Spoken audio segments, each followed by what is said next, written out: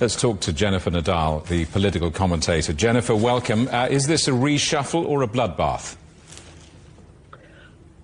I'm afraid it's both. I mean, the thing about Rayna's resignation is that she has resigned. She did apologise for making a mistake. Anyone who has read her resignation letter will be left in no doubt that she deeply regrets her actions, and she fully understands that it's necessary to pay the price for them. At the same time, Labour has been struggling, and it could be portrayed as a bloodbath, but actually I think it's a moment for renewal. They're moving around some of the really big hitters in the cabinet. David Lammy, who was Foreign Secretary, is now going to become Deputy Leader. Then we have Yvette Cooper, who has been Home Secretary, moving to the Foreign Secretary position. So we're getting not just the resignation of Rayna, but also the government's clearly presenting this as an opportunity to rejig things and move people around. And I think that will help Starmer ultimately.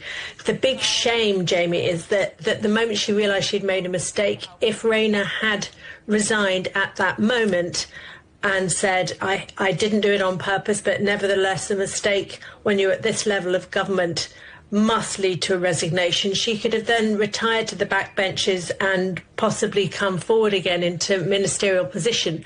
But by waiting to see whether or not she could cling on to power, she's really made that more or less impossible. And that's a great loss for politics. Angela Rayner is an incredible politician, and as your viewers may know, she went from being a single parent, never went to university, she was working as a home help, to occupy the second highest position in the government in this country. So hers is an inspirational story of real social mobility. Okay. And it's a great shame to lose her. Okay, well, she's gone. Can we expect policy changes from a new foreign minister, a new Home Office minister, a new deputy prime minister, and frankly many others as we've come on air?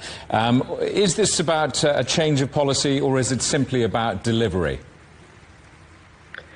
I suspect that a number of those figures have been deeply unhappy in the position they've been put in. If we look at David Lammy, who has been Foreign Secretary at the time of the Gaza conflict and starvation, I'm sure he's been deeply uncomfortable about not being able to take more action. The fact that the British government is still selling arms to Israel has probably been problematic for him, so moving him out of the Foreign Secretary position removes that. Yvette Cooper, who is a tougher politician, will now be in that position. Similarly, Yvette Cooper has been in trouble because she oversaw the ban on a Palestinian organisation and had it prescribed as a terrorist organisation, even though it was a violent protest group, and that in turn has seen large protests on the streets in the UK.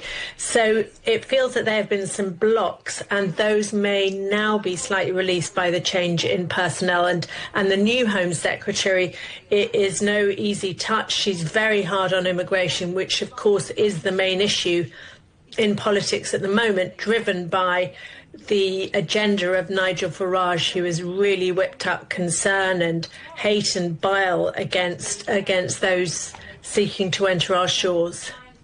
Prime Minister Keir Starmer seems to prefer the world stage, but he's very much struggling on the domestic front, isn't he? Why is that?